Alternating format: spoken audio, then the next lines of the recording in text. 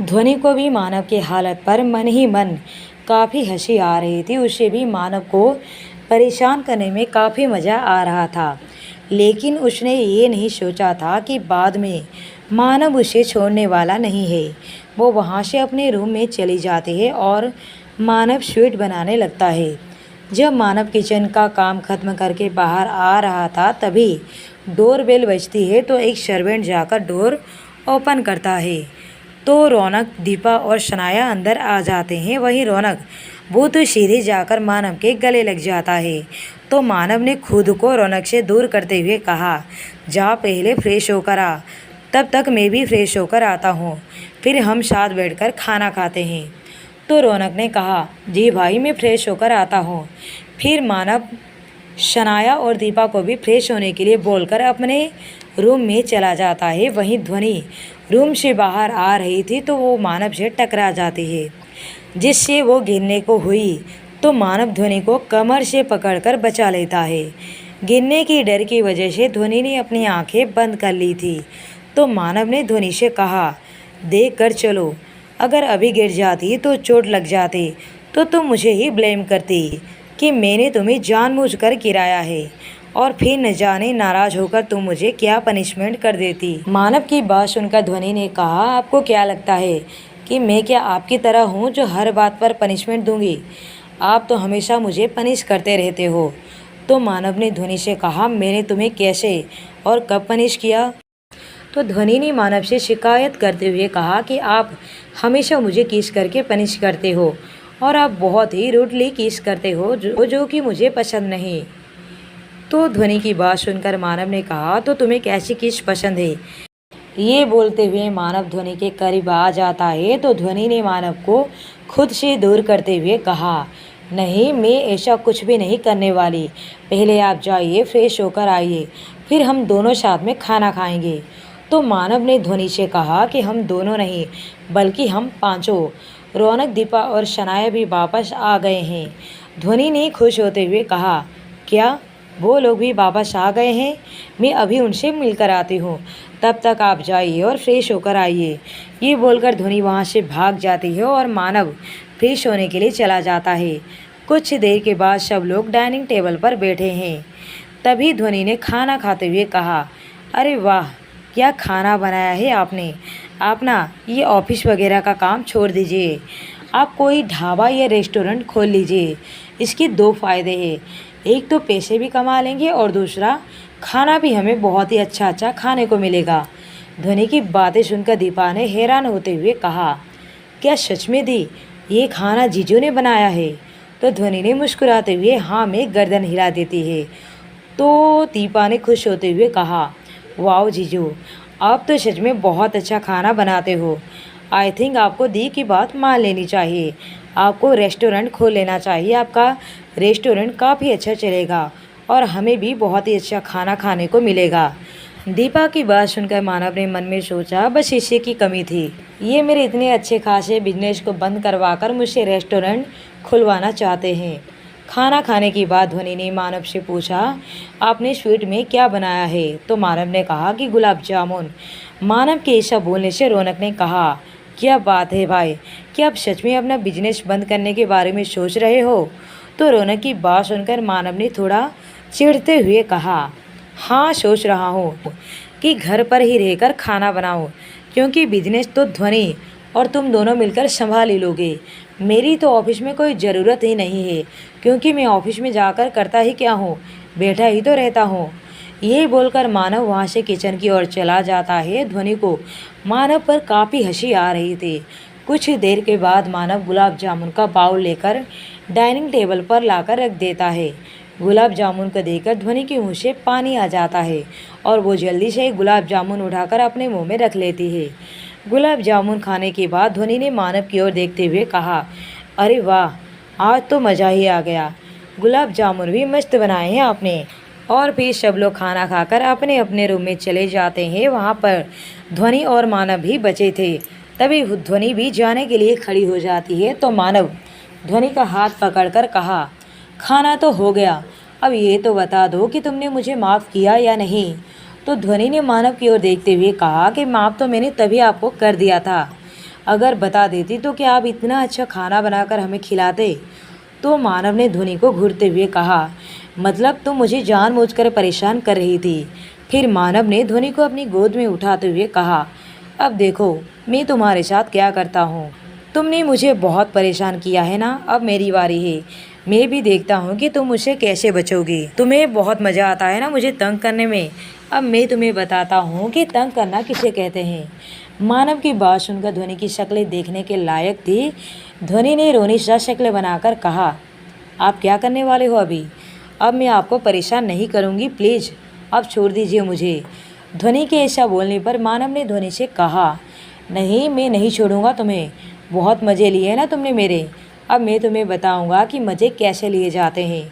ये बोलते हुए मानव ने ध्वनि को लेकर रूम की तरफ चला जाता है। अब तो ध्वनि की हार्ट बीट काफ़ी बढ़ गई थी।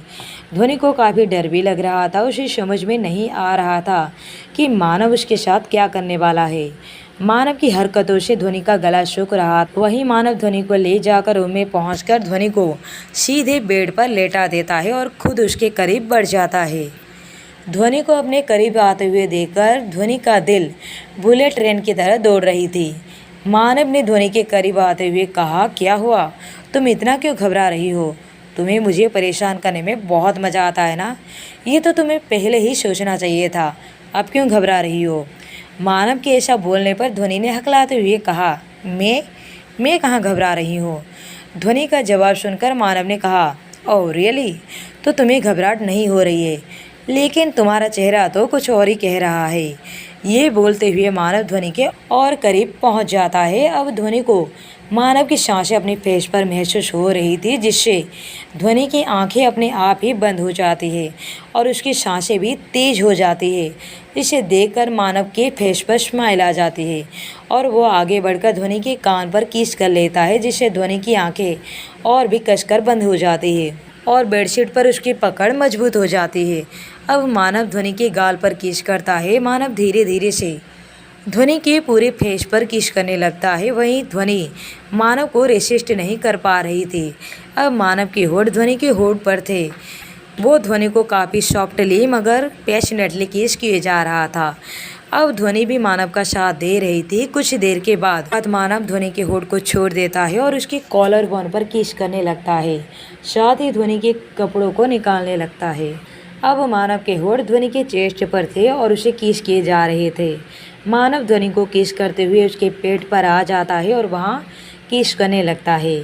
मानव की हर एक किस ध्वनि को मदहोश कर रही थी। ध्वनि की एक्साइटमेंट काफ़ी बढ़ गई थी। अब मानव ध्वनि के बिल्कुल ऊपर था। अब कुछ ही देर में वो दोनों अपने प्यार की दुनिया में खो जाते हैं। सुबह जब ध्वनि की नींद खुलती है तो वो खुद को मानव की बाहों में देखती है। इस वक्त मानव सो रहा था और उसे देखकर ध्वनि के फेस पर स्माइल आ जाती है। वो बड़े ही प्यार से उसके बालों को सहला रही थी। कुछ देर बाद ध्वनि खड़े होकर जाने लगी तो इससे पहले कि ध्वनि वहाँ से जाती, मानव ध्वनि को उसके कमर से पकड़कर अपनी ओर खींच लेता है। मानव के एकदम से खींचने पर ध्वनि उसके सीने से जा टकराती है। तो मानव ने पूछा, कहाँ जा रही हो? तो मानव की बात सुनकर ध्वनि ने हैरान होते हुए पूछा, इसका मतलब कि आप जाग रहे थे? तो मानव ने मुस्कुराते हुए कहा, हाँ। ध्वनि ने मानव से पूछा, तो आपने कोई रिएक्ट क्यों नहीं किया जब मैं आपके बालों को सहला रही थी? मानव ने ध्वनि को देखते हुए कहा, क्योंकि मैं ये देखना चाहता था कि मेरी बीवी मेरे साथ नींद में क्या क्या कर सकती है, लेकिन तुम तो जा रही थी। तो ध्वनि ने कहा, तो मुझे क्या करना चाहिए था? और वैसे भी हम लेट हो रहे हैं, मुझे वॉशरूम जाना है, छोड़िए मुझे। तो मानव ने कहा, अच्छा तो तुम्हें वॉशरूम जाना था। कहकर मानव खड़ा होता है और ध्वनि को अपनी बाहों में उठाकर वॉशरूम में चला जाता है और वहाँ ले जाकर बाथटब में लेटा देता है। फिर दोनों साथ में नहाने लगते हैं। कुछ देर बाद ध्वनि और मानव दोनों डाइनिंग टेबल पर थे और वहाँ बैठकर वो लोग शनाया, रौनक और दीपा का वेट करने लगते हैं। तभी शनाया वहाँ आती है और उन दोनों को गुड मॉर्निंग विश करती है। तभी ध्वनि ने शनाया से पूछा, शनाया दीपा नहीं आई? तो शनाया ने बैठते हुए कहा, आती होगी भाभी। तभी उन लोगों की नज़र सीढ़ियों पर जाती है जहाँ से दीपा और रौनक एक दूसरे से लड़ते हुए आ रहे थे। तो ध्वनि ने दीपा से कहा, क्या हुआ दीपा, तू रौनक से लड़ क्यों रही है? तो दीपा ने कहा, दी मैं कहाँ लड़ रही हूँ, ये लड़ रहा है मुझसे। तो मानव ने रौनक से पूछा, रौनक ये क्या बचपना है, तू क्यों लड़ रहा है दीपा से। तो रौनक ने मानव से कहा, भाई मैं कहाँ लड़ रहा हूँ, ये झूठ बोल रही है, यही लड़ती रहती है मुझसे। दोनों की बातें सुनकर शनाया ने कहा, अगर आप दोनों को यही पता नहीं चल रहा है कि कौन किससे लड़ रहा है तो चुप क्यों नहीं हो जाते। दोनों अगर ऐसे ही लड़ते रहोगे तो ब्रेकफास्ट का टाइम भी निकल जाएगा और लंच का टाइम आ जाएगा, और मुझे ब्रेकफास्ट और लंच दोनों साथ में नहीं करना और ना ही कॉलेज के लिए लेट होना है। तो चुपचाप बैठिए और ब्रेकफास्ट कीजिए, नहीं तो हम लेट हो जाएंगे। शनाया की बात सुनकर दीपा और रौनक भी चुपचाप बैठ जाते हैं और शांति से अपना नाश्ता करने लगते हैं, लेकिन रह रह कर एक दूसरे को घूर कर देख रहे थे। और कुछ देर के बाद सब ब्रेकफास्ट करके निकल जाते हैं। जब दीपा घर से बाहर निकलती है तो उसके साथ शनाया भी होती है। दोनों कॉलेज के लिए निकल रहे होते हैं और उसके पीछे पीछे रौनक भी बाहर आ जाता है। रौनक ने शनाया से कहा, चल छोटी, मैं तुझे कॉलेज ड्रॉप कर देता हूँ। तो दीपा ने मना करते हुए कहा, उसकी कोई ज़रूरत नहीं, क्योंकि हम दोनों खुद चले जाएंगे। तो शनाया ने दीपा से कहा, चलना दीपा, अगर भाई हमें ड्रॉप कर रहा है तो प्रॉब्लम क्या है, बल्कि हम जल्दी कॉलेज पहुंच जाएंगे, वैसे भी हम ऑलरेडी लेट हो चुके हैं। दीपा न चाहते हुए भी शनाया की बात मानकर गाड़ी में बैठ जाती है। तो रौनक अपनी गाड़ी वहाँ से कॉलेज की तरफ दौड़ा देता है। जब वो लोग रास्ते में थे तभी रौनक का फ़ोन रिंग करता है। तो रौनक बिना कुछ देखे फ़ोन को ब्लूटूथ से कनेक्ट करके पिक कर लेता है। जैसे ही रौनक फ़ोन उठाता है तो उधर से एक लड़की की आवाज़ आती है, हेलो रौनक बेबी, कैसे हो तुम, कितना टाइम हो गया हम दोनों मिले नहीं। तो मैंने सोचा कि हम दोनों आज मिलते हैं। वैसे भी कुछ दिनों के बाद मैं इंडिया से बाहर जा रही हूँ और फिर काफ़ी टाइम के बाद आऊँगी, तो क्यों ना आज हम मिलते हैं और रात का डिनर साथ में करते हैं और पुरानी यादों को ताज़ा करते हैं। जैसे ही रौनक ने उस लड़की की बातें सुनी तो उसको खुद पर गुस्सा आने लगा। फिर रौनक ने अपने मन में सोचा, इसे भी इसी टाइम में कॉल करना था और मेरा दिमाग क्या घास चरने गया था जो बिना देखे ब्लूटूथ से कनेक्ट कर लिया। उस लड़की की बात सुनकर दीपा मन ही मन सोचती है, पता नहीं कितनी गर्लफ्रेंड से है इसकी, हर वक्त किसी ना किसी का कॉल तो आता ही रहता है और ये आराम से बात भी कर लेता है। पता नहीं लड़कियां इसमें क्या देखती हैं, दिमाग नाम का तो कोई चीज़ ही नहीं है इसमें, फिर भी पता नहीं लड़कियां इसके पीछे पीछे क्यों घूमती रहती हैं। दीपा मन ही मन रौनक को काफ़ी कुछ बोल रही थी और उसे अच्छा भी नहीं लग रहा था कि रौनक को ऐसे किसी लड़की से बात करना। दीपा को काफ़ी गुस्सा भी आ रहा था। तभी रौनक ने उस लड़की से मना करते हुए कहा, नहीं मैं आज नहीं मिल सकता तुमसे, मुझे कुछ ज़रूरी काम है। तो उस लड़की ने फ़ोन पर कहा, अरे बेबी ऐसे कहाँ बिजी हो तुम, और मुझसे इम्पोर्टेंट काम क्या हो सकता है तुम्हारे लिए जो तुम ऐसे मना कर रहे हो। तो दीपा ने थोड़ा ज़ोर से चिल्लाते हुए रौनक से कहा, अगर तुम्हारी बकवास ख़त्म हो गई हो तो थोड़ा गाड़ी चलाने पर भी ध्यान दो, वरना हम कॉलेज नहीं कॉलेज की जगह हॉस्पिटल पहुंच जाएंगे। रौनक की गाड़ी में किसी लड़की की आवाज़ सुनकर फ़ोन पर उस लड़की ने कहा, रौनक तुम किसके साथ हो अभी, तुम्हारे साथ कौन है वो लड़की, क्या वो तुम्हारी गर्लफ्रेंड है। रौनक तुम किसी और को गर्लफ्रेंड कैसे बना सकते हो, मेरे होते हुए तुम किसी और को गर्लफ्रेंड कैसे बना सकते हो। उस लड़की की बातें सुनकर दीपा को काफ़ी इरिटेशन हो रही थी और गुस्सा भी बहुत आ रहा था। जब दीपा से और बर्दाश्त नहीं हुआ तो दीपा ने उस लड़की पर चिल्लाते हुए कहा, क्या कोई हुर की परी हो जो कोई तुम्हारे अलावा किसी और को देखेगा भी नहीं।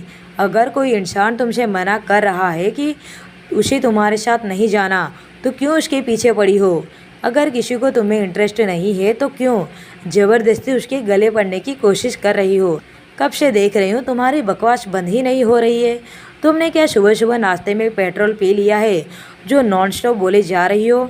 अब चुपचाप फ़ोन रखो और ख़बरदार जो दोबारा फ़ोन किया तो अगली बार फ़ोन किया तो फ़ोन में घुस कर ही मारूंगी तुम्हें। तब से देख रही हूँ दिमाग ख़राब करके रखा हुआ है। दीपा ने एक ही सांस में उस लड़की को इतना कुछ सुना दिया। वहीं दीपा के इतना कुछ बोलने पर उस लड़की ने तुरंत फ़ोन काट भी दिया। वहीं गाड़ी में सब लोग उसे ही दीपा को घूर कर देख रहे थे। सब के ऐसे घूरने पर दीपा ने अपनी बत्तीसी दिखा दी। तभी रौनक ने दीपा से पूछा, क्या था ये, और तुमने उससे ऐसे क्यों बात की जैसे तुम मेरी गर्लफ्रेंड हो, और तुम्हें किसी और का मुझसे बात करना क्यों अच्छा नहीं लगता। रौनक की बात पर दीपा ने कहा, ऐसा कुछ नहीं है, वो तो मैं हम सबकी जान बचाना चाहती थी। अगर तुम उसी तरह अपनी गर्लफ्रेंड से बातें करते रहते तो पता चला कि हम हॉस्पिटल में एक दूसरे से मिलते। मुझे तो समझ नहीं आ रहा कि तुम्हें ऐसी ही बददिमाग लड़कियां क्यों मिलती है गर्लफ्रेंड बनाने के लिए। खैर, मैं पूछ भी किससे रही हूँ, जिसके पास खुद दिमाग कम हो उसे लड़कियाँ भी तो ऐसे ही मिलेगी ना। तो दीपा की बात सुनकर रौनक ने कहा, अगर तुम्हें इतनी ही प्रॉब्लम है तो तुम खुद क्यों नहीं बन जाती मेरी गर्लफ्रेंड। रौनक की बात सुनकर दीपा ने कहा, मेरे इतने भी बुरे दिन नहीं है कि मैं तुम्हारी गर्लफ्रेंड बनूंगी। इससे तो अच्छा है कि मैं ज़िंदगी भर सिंगल रहना पसंद करूंगी, क्योंकि मुझ में इतनी हिम्मत नहीं है कि मैं तुम जैसे बददिमाग इंसान को झेल सकूं। रौनक ने दीपा की बात सुनकर कहा, सही कहा तुमने, हर किसी में इतनी ताकत नहीं होती है कि वो रौनक बजाज को झेल सके, क्योंकि रौनक बजाज को झेलना हर किसी के बस की बात नहीं। और रौनक की बात सुनकर दीपा ने कहा, हाँ सही कहा, पागलों को झेलना हर किसी की बस की बात नहीं, एक पागल ही दूसरे पागल को झेल सकता है। तो दीपा की बात सुनकर रौनक ने कहा, तुम कहना क्या चाहती हो कि मैं पागल हूँ। तो दीपा ने कहा, अब पागल को पागल ना कहूँ तो क्या। रौनक और दीपा को इस तरह से लड़ते हुए देखकर शनाया ने थोड़ा चिढ़ते हुए कहा, अब बस भी करो तुम दोनों, क्या यहीं पर नेक्स्ट वर्ल्ड वार स्टार्ट करना चाहते हो। और भाई प्लीज़ आप ड्राइविंग पर फोकस कीजिए, मुझे कॉलेज से पहुंचना है, फ़िलहाल मुझे कॉलेज पहुंचा दो। शनाया की बात सुनकर दोनों एक दूसरे को घुरकर देखते हैं, फिर एक दूसरे से मुंह फेर कर बैठ जाते हैं। उन दोनों को देखकर शनाया ने अपने मन में सोचा, पता नहीं क्या होगा इन दोनों का। मुझे नहीं लगता कि रौनक भाई अपनी लव स्टोरी को कभी ट्रैक पर ले आ पाएंगे, क्योंकि ये खुद ही अपनी लव स्टोरी की बैंड बजाने पर तुले हुए हैं। जब देखो तब लड़ते रहते हैं। यार ऐसे कैसे इन दोनों की लव स्टोरी आगे बढ़ेगी। लगता है मुझे ही कुछ करना पड़ेगा, नहीं तो भाई की तो नैया डूबने ही वाली है। शनाया ये सब सोच ही रही होती है कि तभी रौनक ने गाड़ी रोकते हुए कहा, ये लो आ गया तुम्हारा कॉलेज। रौनक के ऐसा बोलने पर शनाया अपने सेंस में वापस आती है। फिर शनाया और दीपा गाड़ी से उतर जाते हैं, कॉलेज के अंदर चले जाते हैं। उधर मानव और ध्वनि ऑफिस पहुंच जाते हैं तो मानव ने अंगद को बुलाकर कहा, अंगद मैंने तुम्हें जिस काम के लिए कहा था वो काम हो गया। तो अंगद ने कहा, जी सर, आपने जो बोला था वो काम हो गया। मानव ने अंगद से कहा, गुड, और मिस्टर मेहरा के साथ हमारी जो मीटिंग है उसे तुम्हें हैंडल करना है। अंगद ने मानव से कहा, जी सर डोंट वरी, मैं देख लूँगा। अंगद से बात करने के बाद मानव वहाँ से अपने कैबिन में चला जाता है और ध्वनि अपने कैबिन में। जब ध्वनि अपनी कैबिन में पहुँचती है तो वहाँ का नज़ारा देखकर शॉक्ड रह जाती है, क्योंकि ध्वनि की कैबिन में ध्वनि का एक भी सामान दिखाई नहीं दे रहा था, ना उसकी डेस्क थी और ना ही उसके चेयर। तो ध्वनि ने अपने मन में सोचते हुए कहा, मेरा सामान यहाँ से कहाँ गया, ना तो यहाँ मेरा डेस्क है, ना मेरी चेयर है, ना मेरा लैपटॉप है, ना ही कोई सामान। और फिर वो वहाँ से मानव के कैबिन की तरफ चली जाती है। आज ध्वनि को ऑफिस में कुछ अजीब सा लग रहा था, कोई उससे बात नहीं कर रहा था जैसे हमेशा करते थे। आज सब उसे एक बॉस की तरह ट्रीट कर रहे थे, जो कि ध्वनि को बिल्कुल भी अच्छा नहीं लग रहा था। उसे ये सब देखकर मानव पर गुस्सा आ रहा था। तभी अचानक से अंगद ने ध्वनि के सामने आते हुए कहा, गुड मॉर्निंग मैम। अंगद के ऐसा बोलने पर ध्वनि एकदम से कहा, क्या कहा तुमने मैम। मैं भाभी से अचानक मैम कब हो गई, मुझे तो पता ही नहीं चला। तो अंगद ने ध्वनि से कहा, अरे अब ऑफिस में सबको पता है कि आप हमारी लेडी बॉस हैं, तो अब तो आपको मैम बुलाना तो पड़ेगा ही। जैसे मैं मानव को सबके सामने सर बुलाता हूँ, वैसे ही आपको भी सबके सामने मैम बुलाऊँगा। ध्वनि ने मना करते हुए कहा, इसकी कोई ज़रूरत नहीं मुझे मैम बुलाने की, आप मुझे भाभी ही बुलाइए, वही ठीक है। अंगद ने ध्वनि से कहा, अरे लेकिन अब सबको पता है कि आप कौन हैं, तो मैम बुलाने में क्या प्रॉब्लम है। ध्वनि ने अंगद से कहा, वही तो, अब सबको पता है कि मैं कौन हूँ, तो आप मुझे बेझिझक सबके सामने भाभी बुला सकते हैं, अब तो कुछ छुपाने की ज़रूरत नहीं। अंगद ने ध्वनि के सामने हार मानते हुए कहा, जो हुक्म मेरे आका, मैं आपको भाभी ही बुलाऊंगा, क्योंकि मुझे पता है कि मैं आपसे नहीं जीत सकता, तो आप जैसा बोलोगी मुझे वैसा ही करना पड़ेगा। ध्वनि ने मुस्कुराते हुए कहा, गुड, वैसे आप ये बताइए कि मेरे कैबिन में मेरा एक भी सामान क्यों नहीं दिखाई दे रहा है? ना तो वहाँ मेरी डेस्क है, ना ही चेयर। सब सामान कहाँ गायब है? अंगद ने ध्वनि से कहा, भाभी ये बात तो आप मानव से जाकर पूछेंगी तो ज़्यादा बेहतर होगा। आपकी कैबिन में से आपका सारा सामान कहाँ गायब हो गया, उसे इस बारे में सब पता है। अंगद की बात सुनकर ध्वनि ने अंगद से कहा, कहीं ऐसा तो नहीं कि मानव ने ही मेरा सारा सामान वहाँ से हटवाया हो? तो अंगद ने ध्वनि से कहा, भाभी आप इस बारे में मानव से ही बात कीजिए, मैं इस बारे में कुछ नहीं बता सकता। ये बोलकर अंगद वहाँ से चला जाता है। अंगद के जाने के बाद ध्वनि ने खुद से कहा, इसका मतलब मानव ने ही मेरा सारा सामान वहाँ से हटवाया है। अभी बताती हूँ मैं इन्हें। ये आखिर खुद को समझते क्या है? यहाँ के बॉस हैं, तो इसका मतलब ये थोड़ी ना है कि जो मन में आएगा वो करेंगे। और फिर ध्वनि गुस्से में बड़बड़ाते हुए मानव की कैबिन में चली जाती है। ध्वनि मानव की कैबिन में पहुंचती है तो देखती है मानव अपना काम कर रहा था, तो उसे और भी ज़्यादा गुस्सा आ जाता है। ध्वनि ने खुद से कहा, इन्हें देखो, मेरा सामान गायब करवा कर ये अपना काम बड़े ही आराम से कर रहे हैं। फिर ध्वनि ने मानव के पास जाकर कहा, आप अपने आप को समझते क्या हैं? तो ध्वनि के ऐसा बोलने पर मानव ने उसी तरह से फाइल में देखते हुए कहा, क्या हुआ ध्वनि, तुम ऐसे क्यों चिल्ला रही हो? और मैं अपने आप को क्या समझता हूँ, ये तुम्हें क्या ज़रूरत पड़ गई जानने के लिए? मानव के ऐसे बोलने पर ध्वनि को और भी ज़्यादा गुस्सा आ जाता है और ध्वनि ने गुस्से में मानव से कहा, क्योंकि आपके काम ही कुछ ऐसे हैं। मानव ने ध्वनि को देखते हुए कहा, मैंने ऐसा क्या किया जो तुम इतना भड़क रही हो? ध्वनि ने मानव से कहा, ओह रियली, आपको नहीं पता कि आपने क्या किया? चलिए कोई बात नहीं, मैं ही आपको याद दिला देती हूँ। अब आप ये बताइए कि मेरी कैबिन में से मेरा सारा सामान कहाँ गायब करवा दिया? मानव ने ध्वनि को देखते हुए कहा, ओह तो तुम इसके लिए गुस्सा हो क्योंकि मैंने तुम्हारी कैबिन में से तुम्हारा सारा सामान हटवा दिया है। फिर मानव ने एक तरफ इशारा करते हुए कहा, अच्छा वो देखो, वो रहा तुम्हारा सामान। तो ध्वनि ने उस तरफ देखती है तो उसे अपने डेस्क वहाँ पर दिखाई देता है। उसका सारा सामान भी वहाँ रखा हुआ था। अपने डेस्क को वहाँ पर देखकर ध्वनि ने मानव से पूछा, मेरी डेस्क यहाँ क्या कर रही है? मानव ने ध्वनि के पास आते हुए कहा, वो इसलिए क्योंकि आज से तुम इसी कैबिन में बैठोगी। तो ध्वनि ने मानव से कहा, लेकिन क्यों? मैं यहाँ क्यों काम करूँगी? मैं अपनी कैबिन से भी काम कर सकती हूँ।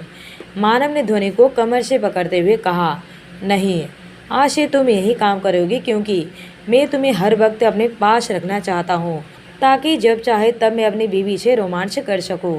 अब तुम्हें कोई प्रॉब्लम भी नहीं होनी चाहिए क्योंकि अब तो सबको पता है कि तुम मेरी वाइफ हो। तो अब तुम मेरी कैबिन में बैठकर आराम से काम कर सकती हो, समझी? ध्वनि ने मानव से कहा, यहाँ मैं आपकी बीवी नहीं हूँ बल्कि आपकी सेक्रेटरी हूँ, तो रोमांस के बारे में तो भूल ही जाइए। और हाँ, मैं अपनी कैबिन से ही काम करूँगी, आप समझे?